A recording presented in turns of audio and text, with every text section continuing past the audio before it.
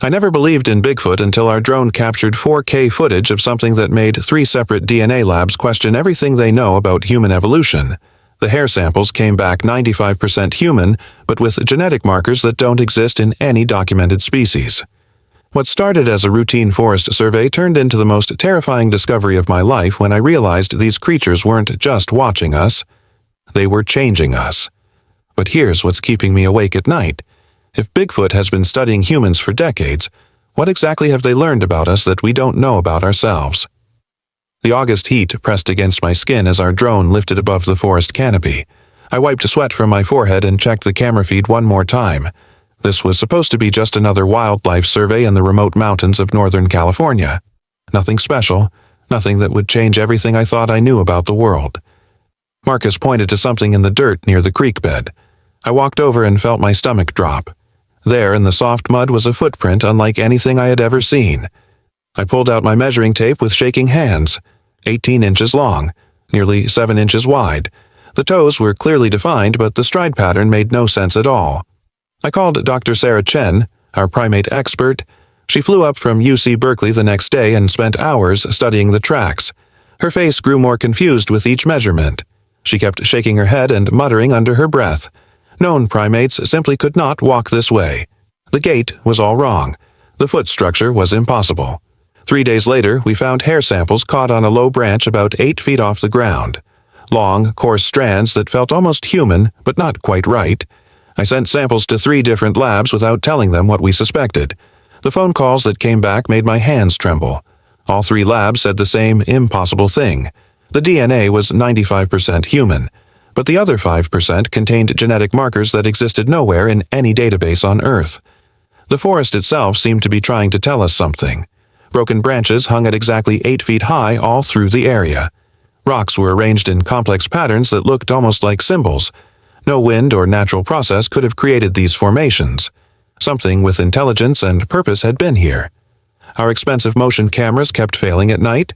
During the day, they worked perfectly, but every evening around sunset, they would malfunction or go completely dark. Yet our audio equipment never failed.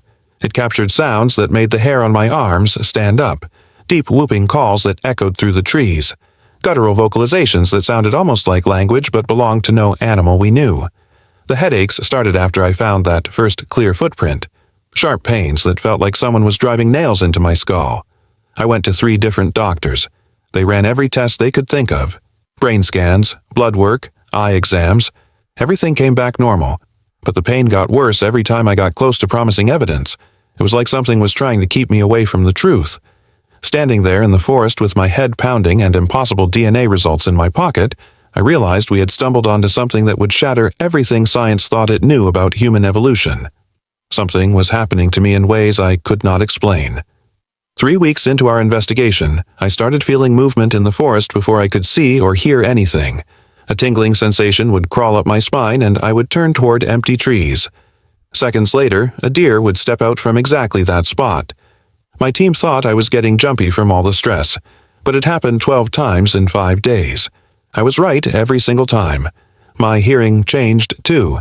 Sounds that had always been there suddenly became crystal clear. I could pick out 7 different types of calls echoing through the trees at night. Deep rumbling sounds, high-pitched whistles, something that almost sounded like whispered words. When I asked Marcus and Sarah if they heard the calls, they just stared at me with blank faces.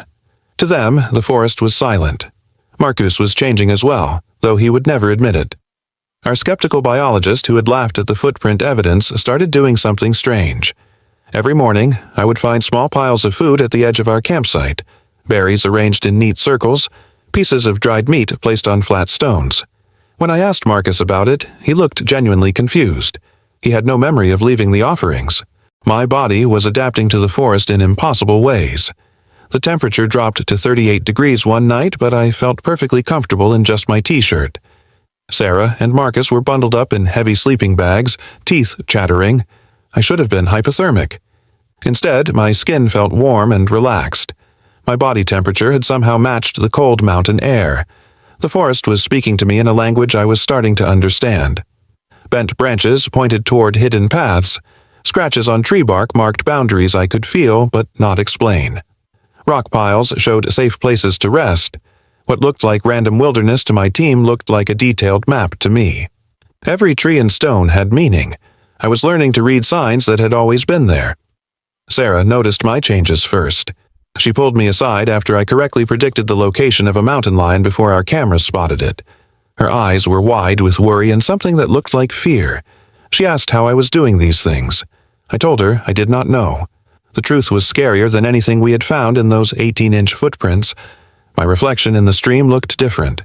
My pupils stayed larger even in bright daylight. My hearing was so sharp that normal conversation sounded like shouting. The headaches were gone, replaced by a strange awareness that made my skin feel electric. Whatever was out there in the forest was not just watching us anymore. It was changing us, and I was not sure we could change back.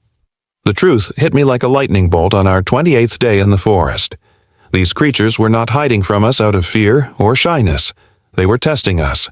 Every strange piece of evidence, every impossible DNA result, every camera malfunction was carefully planned. They were studying how we reacted to things that made no sense. They wanted to see if our minds could bend without breaking. The contradictory evidence was not an accident. It was a filter. The 18-inch footprints with impossible gaits, the 95% human DNA with unknown markers, the broken branches at exactly 8 feet high. All of it was designed to weed out researchers who could not accept paradoxical data.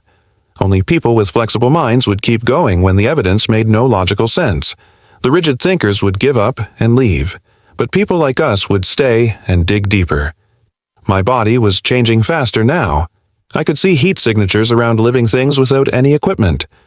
My hearing picked up sounds from miles away. Sarah's whispered conversations at the far end of camp sounded like she was standing right next to me. These were not normal human adaptations. Something was rewriting my biology from the inside out. One morning, I found a journal hidden under a pile of rocks near our campsite. The pages were yellow and water-stained. The handwriting belonged to someone named Dr. James Whitfield.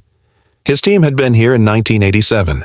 His final entry made my blood run cold. Half his team had been integrated into something he called the Forest Collective. The other half had been rejected and sent away with no memory of what they had found. The pieces started falling into place with terrifying clarity. We were not the first researchers to make contact. Teams had been coming here for decades. Some were chosen to join something bigger than human science. Others were turned away when they failed the tests. The creatures were not just studying us, they were recruiting us.